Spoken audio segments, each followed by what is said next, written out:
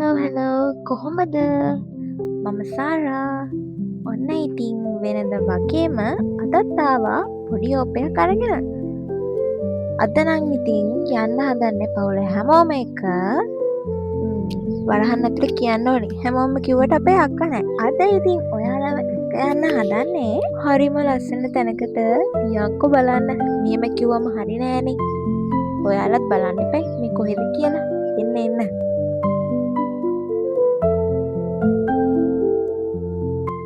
අක්ක නැති වුණත් අපි ඉතින් 5 දෙනෙක් ඉන්නවනේ එන්න. ඒ හින්දා බයිසිකලෙත් අපි ඉතින් ආවා. මාරුවෙන් මාරුවට ඉතින් බයිසිකලේ ගොඩාක් කිලෝමීටර් ගාණක් යන්න තියෙනවනේ. එච්චර දුර බයිසිකලෙන් යන්න බෑනේ. ඉතින් මාරුවෙන් මාරුවට මල්ලි මමයි ලොකු නංගි බයිසිකලේ පැදපැද තමයි ආවේ.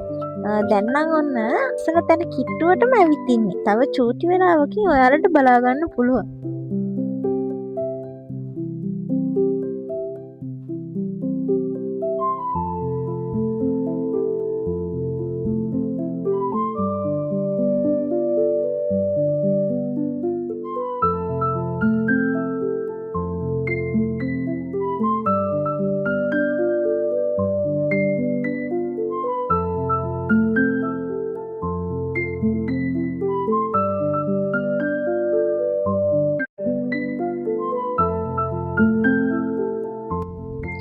ඔන්න මෙන්න මෙතන තමයි වම කිව්ව ලස්සන තැන. බලන්නකෝ ඔයාලා දන්නවද කියලා.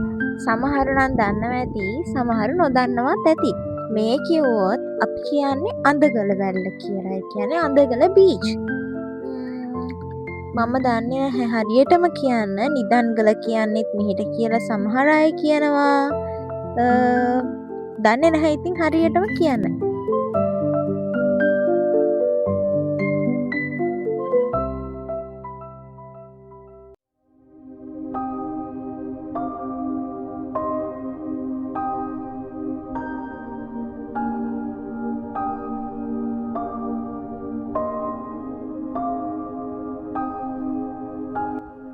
තවත් කටියෙකුත් හිටිය බීච් ඇවිල්ලා නාන්න. ඉතින් අපිත් ගියේ බීච් එකේ නාන්න බලාගෙන නිසා අපි බැලුවා පොඩ්ඩක් නිදහස් තැනක් තියෙද කියලා. එහා පැත්තෙන් තිබ්බ තැනට තමයි අපි යන්න හිතුවේ.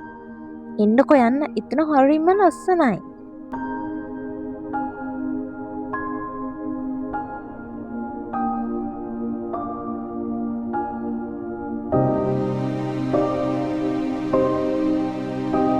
අපි කට්ටිය ඇවිල්ලා මෙතන තමයි නෑවේ. ඇත්තටම කිව්වොත් මෙතන වතුර රැඳිලා තියෙන්නේ නැහැ. රැල්ල පාර එන තැන. මෙතන මුහුද ගොඩ වෙලා. කලින් මෙහෙම නෙමෙයිලු මෙතන තිබ්බේ.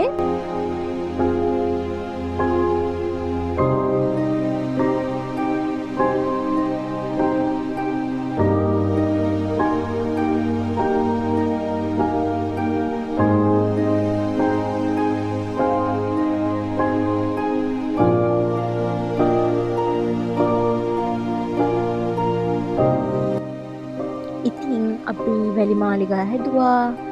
ගොඩක් දේවල් කරා නේවා. හරිම සතුටින් මේ වෙලාව අපි ගත කරා.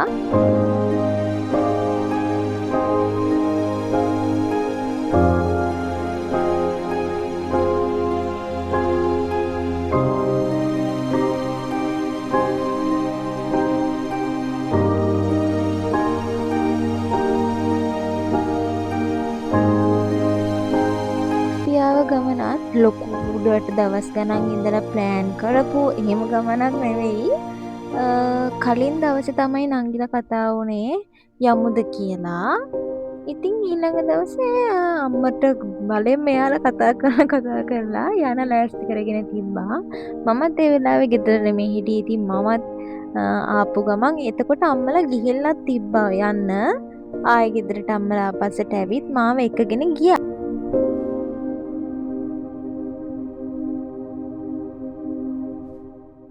එන්නම රැළ සැර වුණා මෙතන. ඉතින් ඒ රැළ සැරවෙද්දිත් අම්මට ටිකක් බය වුණා. මොකද අම්මා විතරයිනේ අපි කට්ටියම බලාගන්න හිටියේ.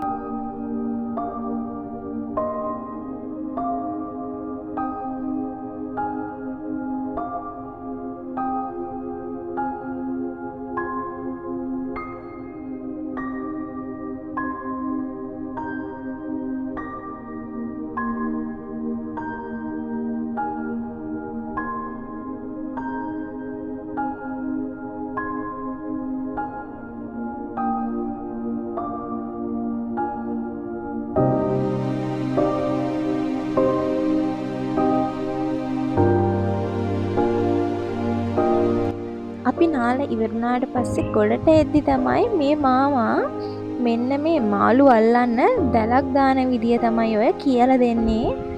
ඒක මං හම්බෙන් දැකලා ඔය මම එකපාරක් ඒ මාම කරලා පෙන්නුවා. ඒ වෙලාවෙ මට ඒක ෂූට් කරගන්න බැරි වුණා. පස්සේ වෙලාවක තමයි ඔය මම ගත්තේ. බලන්නකෝ ඒකත් ඉතින් එක්තරා විදියක හැකියාවක්. ඉතින් හැමෝටම මේක බෑනේ. බලන්නකෝ චුට්ටක්.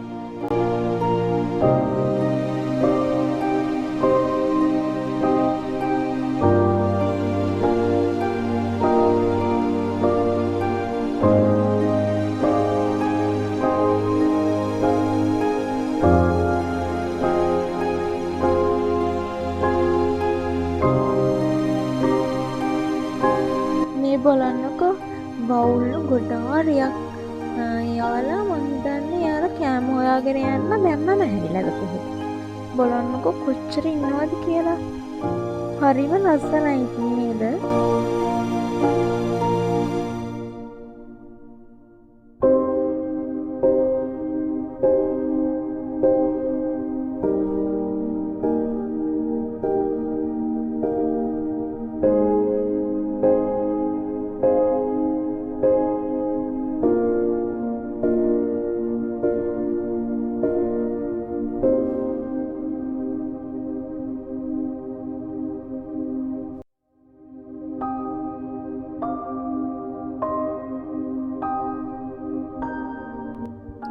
ඔන්න ඉතින් පැය 3කට විතර පස්සේ අපි නාලා දැන් යන්න තමයි හදන්නේ. ඒත් එක්කම තව විශේෂයෙන්ම දෙයක් කියන්න ඕනි. මේ වගේ තැන්වලට ගියාට පස්සේ ඔයාලා අරගෙන යන පොලිතීන් ප්ලාස්ටික් වගේ දේවල් ආයේ ඔයාලා අරගෙනම යන්න. මොකද මේ වගේ තැන් ඉදිරියටත් ලස්සනට තියාගන්න එක ඒව බලන්න ගිහින් එන අපේ යුතුයකමක්. දැන් අපි යන්නේ ආව පාරෙන් නෙමෙයි වෙනත් පාරකින්. මෙතෙන්ට එන්න පාරවල් කිහිපයක් තියෙනවා කියලා තමයි ඔය මගදී හමු වුණ අය කිව්වේ. මොනවා වුණත් මේ පාර කිට්ටුයි කියලා ඉතින් අපි මේ පාරෙන් යන්න තීරණය කරා.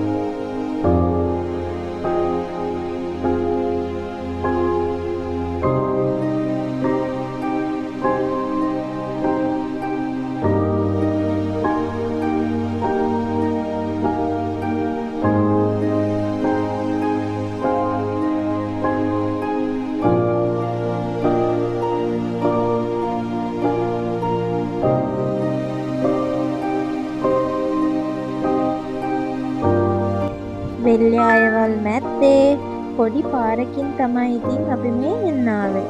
බලන්නකෝ හරිම ලස්සනයි.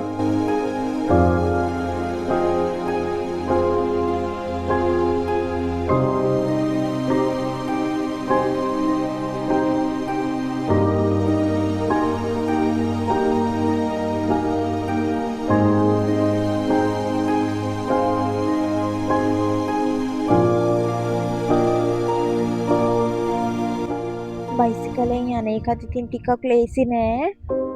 කකුල් රිදෙනවා. ඉතින් ගොඩක් දුර පදින්න ඕනේ. මම මේ ගොඩ කාලයකට පස්සේ තමයි මෙච්චර දුරක් බයිසිකලේ පදින්නේ නැත්තේ. මොනවා වුණත් හරි ලස්සනට ඉර බෑගෙන යන හවස් වෙලාවක්. හරිම ලස්සනයි. බලන් ඉන්න ආසයි. ඉතින් බලාගෙන ඉඳලා බෑනේ. ගෙදර යන්න එපා රෑ වෙන්න කලින්. ඉතින් යන්. ඔන්න ඉතින් ඒ අතරේ අපිට එන මග හම්බ වුණා මේ මාගම පන්සල. ලස්සන ගමේ තියෙන පොඩි පන්සලක්.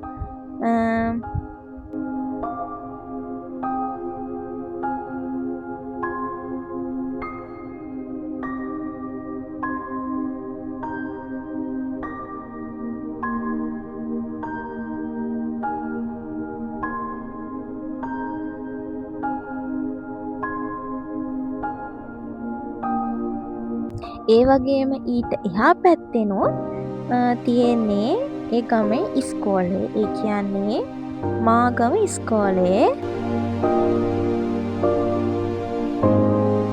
ඉතින් මේ ගෙවිලා යන්නේ 2025 අවුරුද්දේ අවසානම දවස් ටික. අවසානම කියන්නේ අද 28නේ. ඉතින් තව දවස් තියෙන්නේ 3ක් වගේ. ඊට පස්සේ ඉතින් එන්නේ අලුත් අවුරුද්දක්. ඒ කියන්නේ 2026 අවුරුද්ද. ඉතින් මේ ලබන්නා වූ 2026 අවුරුද්ද ඔයාලා හැමෝගෙම සුබ ප්‍රාර්ථනා සර්ව ප්‍රකාරයෙන්ම ඉෂ්ට සිද්ධ වෙන්න කියලා මම එක සිතින් ප්‍රාර්ථනා කරනවා. ඉතින් මම ඔයාලව එහෙනම් අලුත් අවුරුද්දේ බලන්න එන්නම්. තව අලුත් බ්ලොග් එකක් අරගෙන මීළඟ බ්ලොග් එක කොහොමත් අලුත් අවුරුද්දෙන්ම ගේන්නම්. එහෙනම් එතකල් හැමෝම පරිස්සමින් ඉන්න. මම ගිහින් එන්නම්. සුබ දවසක්.